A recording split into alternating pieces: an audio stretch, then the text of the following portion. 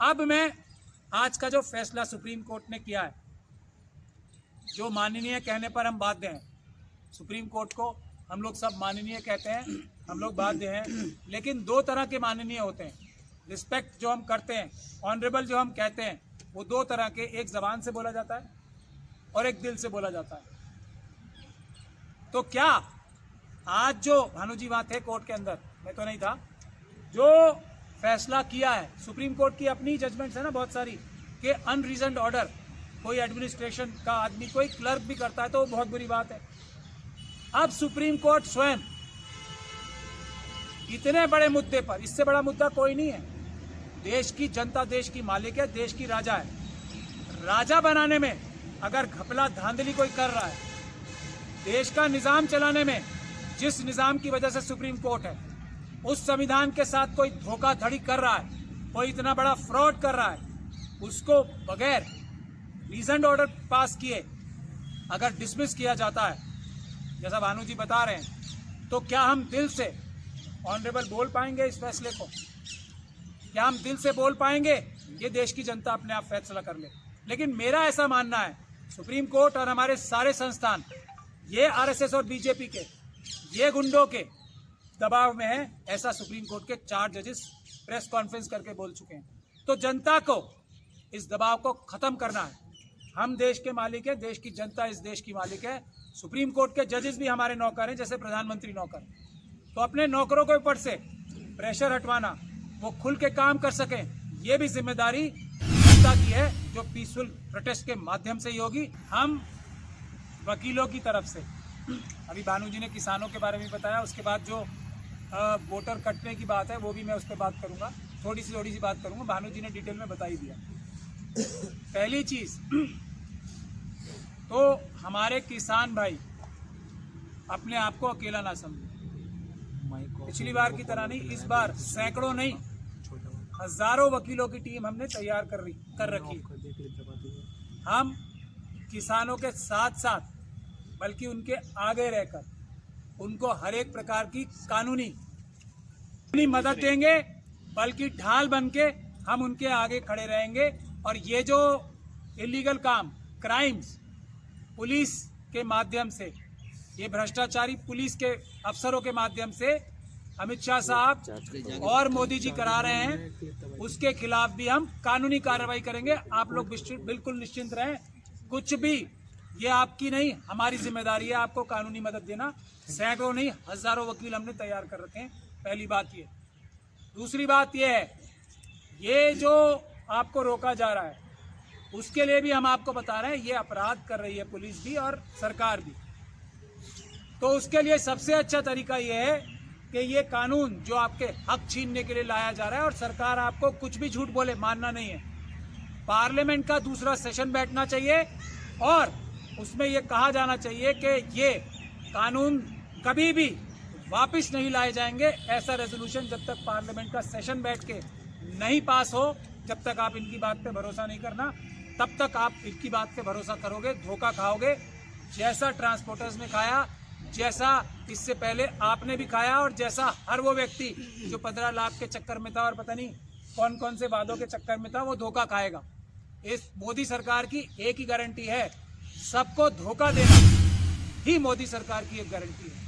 तो मेरा आप लोगों को ये सलाह है, हम लोगों की आपको, अडानी और अंबानी दोनों के, यही दोनों आपकी जमीनों पे नजरें गाड़ के बैठे हैं। ये जो 3 काले कानून आ रहे थे, एमएसपी और सब कुछ आपको अपने आप मिल जाएंगे। सरकार आपको यहाँ आने से रोक रही है ना, यहाँ तो आंदोलन होगा ही, जबरदस्त आंदोलन होगा। कोई कीले, कोई ताकत दुनिया की आपको रोक नहीं सकती। अडानी और अंबानी के हर एक ऑफिस पे, जहां जहां भी अडानी अंबानी का ऑफिस है, वहां भी आप प्रदर्शन लगाएं, क्योंकि इस सरकार की नब्ज, इस सरकार की, जैसे तोते की जान कहाँ, वो जिनकी जान कहाँ होती है, तोते में। तो ये तोते जो हैं, 2 हैं इनके बड़े बड़े, अभी और भी हैं 5-10, लेकिन ये 2 बड़े तोते हैं। इनके ऑफिस के बाहर, इनके घरों के बाहर प्रोटेस्ट लगाना शुरू कीजिए। तो हर एक जो चाल गंदी घिनौनी चली जाएगी, उसका जवाब देना हमें आना चाहिए। एक तो मैं ये आपसे कहना चाह रहा था अपने सभी साथियों के माध्यम से। दूसरा ये है कि अभी भानु जी ने बताया है कि 25 लाख करोड़ नहीं, मेरे ख्याल से 150 लाख करोड़ सरकार ने उधार लिया, वो सबका बोझ किस पे? आप किसानों पे और आम जनता के ऊपर ही है।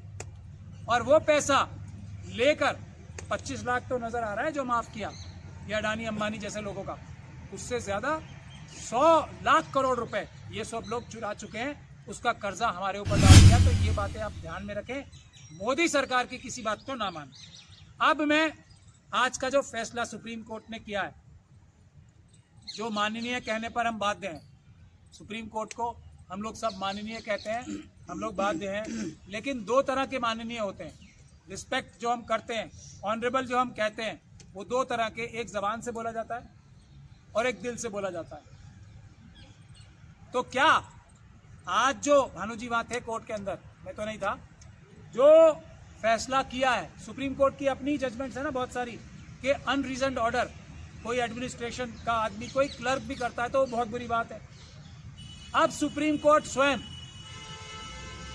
इतने बड़े मुद्दे पर, इससे बड़ा मुद्दा कोई नहीं है, देश की जनता देश की मालिक है, देश की राजा है। राजा बनाने में अगर घपला धांधली कोई कर रहा है, देश का निजाम चलाने में जिस निजाम की वजह से सुप्रीम कोर्ट है, उस संविधान के साथ कोई धोखाधड़ी कर रहा है, कोई इतना बड़ा फ्रॉड कर रहा है, उसको बगैर रीजन ऑर्डर पास किए अगर डिसमिस किया जाता है, जैसा भानु जी बता रहे हैं, तो क्या हम दिल से ऑनरेबल बोल पाएंगे इस फैसले को?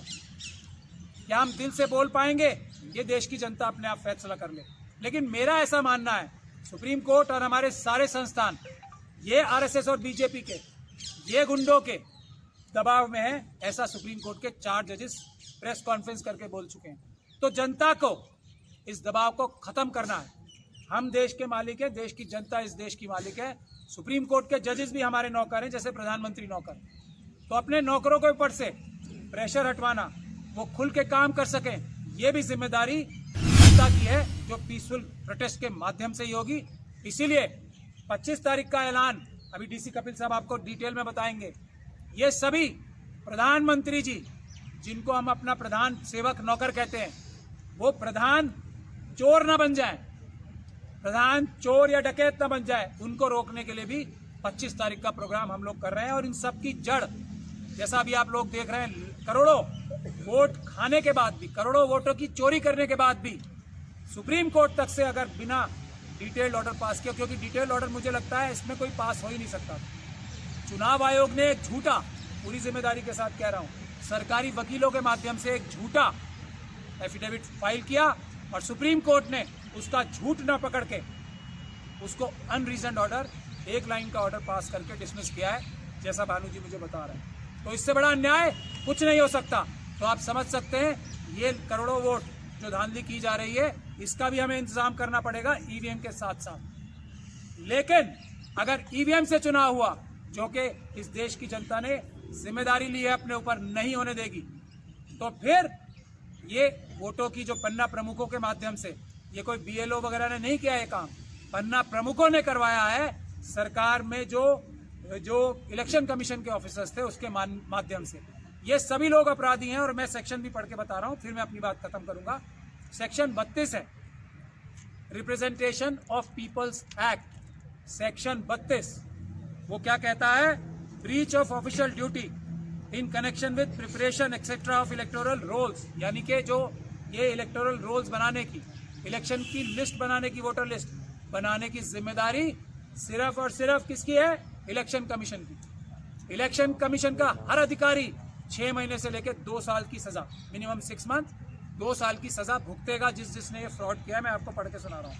If any electoral registration officer, assistant electoral registration officer or other person required by or under this act to perform any official duty in connection with preparation, revision or correction of electoral rolls or inclusion of or exclusion of any entry in or from that roll is without reasonable cause guilty of any act or omission in breach of such official duty, he shall be punishable with imprisonment for a term which shall not be less than 3 months but which may extend to 2 years or with fine।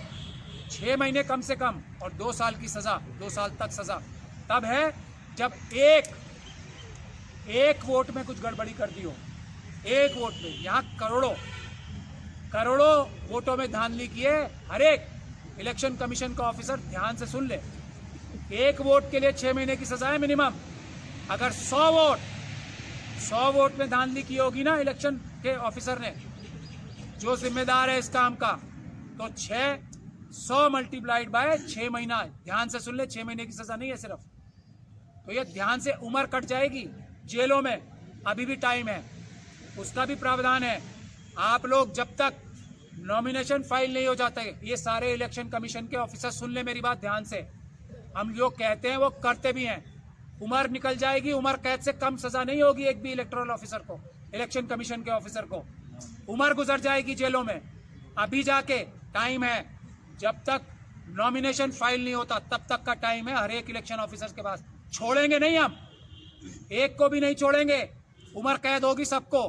ध्यान रख लें इस बात को और जाके आज से जुट जाएं, अभी बहुत टाइम है। सारे जो गड़बड़ धांधली की है ना पन्ना प्रमुखों के कहने से, आरएसएस के लोगों के कहने से, उसको ठीक कर लें, उम्र कैद से बचेंगे, ये मैं बता रहा हूं। नहीं तो उम्र कैद से कम सजा नहीं होने देंगे हम, इस बात को ध्यान रख ले। बाकी हम सब लोगों को यही कहना है कि बहुत जल्दी आप लोगों को, जो पॉलिटिकल पार्टीज भी हैं, उनका सहयोग भी इस आंदोलन से आपको नजर आ जाएगा। ये एक अच्छी खुशखबरी है जो हम आप लोगों को देना चाहते थे। आप लोग तैयार रहिए जनता के इस आंदोलन से, जनता की इस लड़ाई से। ईवीएम को हटाने का मुहिम बहुत तेज हो चुका है, अब पेपर बैलेट से ही चुनाव होंगे। ये सब जो आपने फैसला किया है देश के मालिकों ने, देश की जनता ने, वो इम्प्लीमेंट आपके ये ईमानदार नौकर और सैकड़ों हजारों और ईमानदार नौकर जो जान हथेली पे लेके अपनी, आप देख रहे हैं ईवीएम मशीनें निकाल के तोड़ी भी जा रही हैं और दूसरे काम हो रहे हैं, वो सब आपके ईमानदार नौकर। ये जो चोरी वाले इलेक्शन कमीशन के ऑफिसर्स आपके पास आते हैं ना मशीन दिखाने, उनको भगा दीजिए। उनसे बोलिए या तो ये मशीनें हमारे हवाले करो, हम ये ईवीएम हटाओ संयुक्त मोर्चा के जो 50 का चैलेंज है ना उनको देंगे और वो साबित करेंगे ये फ्रॉड है, वरना ये मशीनें हमें मत दिखाओ। उन लोगों को आप वहां से रफा दफा करें। ये हम आपसे आखिरी अपील करके आपको एक तरीके से गुजारिश भी कर रहे हैं कि ईवीएम मशीन दिखाने वाले अफसरों को आप लोग भगाएं। उनसे कहें या तो हमें मशीन दीजिए, हम मशीन हम लोगों तक पहुंचाएंगे, यानी कि आपके इन सच्चे नौकरों के पास पहुंचाएंगे और हम ये फ्रॉड साबित कर देंगे, वरना हमें अपनी शक्ल ना दिखाएं ईवीएम की मशीनें ले। धन्यवाद। मैं एक बात इसी में इसको रिकॉर्ड कीजिए, मैं वो करना चाहता हूँ। इन्होंने पन्ना प्रमुख की बात कही कि ये आरएसएस के जो पन्ना प्रमुख हैं, बीजेपी के पन्ना प्रमुख, उसकी मैं बाकायदा इसको आपको सबूत के साथ सिद्ध कर रहा हूँ और ये हमने सुप्रीम कोर्ट की पिटीशन में भी लगा रखा था। ये है 9/8/2023 का एक नोटिफिकेशन है जो इलेक्शन कमीशन ने निकाला है। उसने कहा है the election commission of India has issued instructions dated 9/8/2023 for appointment of booth level agents BLAs by the recognized political parties in order to maximize the transparency in the process of preparation and revision of electoral roll and also to improve its fidelity। मतलब साफ साफ उन्होंने कहा कि recognised political party जो हैं वो अपने बूथ लेवल के एजेंट नियुक्त कर सकते हैं इस इलेक्टोरल रोल को बनाने के लिए, वोटर लिस्ट को बनाने के लिए। अगर आप एक व्यक्ति को अपॉइंट करेंगे एक विधानसभा में, एक वोटर एक उसके लिए, सो कितना पैसा लगेगा? कम से कम 10,000 रुपए। आप कैलकुलेट कर लीजिए, लोकसभा में कम से कम 20,000 पोलिंग बूथ है, देन कितना पैसा होगा? करोड़ों में जाएगा। तो कैसे कोई पार्टी करोड़ों रुपए केवल वोटर लिस्ट को ठीक करवाने में, इस जो सारी कार्रवाई करनी चाहिए थी इलेक्शन कमीशन को, उसमें भाग ले सकती है? कौन ले सकता? केवल रूलिंग पार्टी। और आज की तारीख में आप समझते हैं कि बीजेपी के पास पैसे की कोई कमी नहीं है, देश को इतना लूटा है। सो उन्होंने ये सारी की सारी चीजें, फर्जी जो वोटें बनवाई हैं, उसके पीछे ये लोग हैं और इलेक्शन कमीशन ने बाकायदा उनको ये सुविधा उपलब्ध कराई।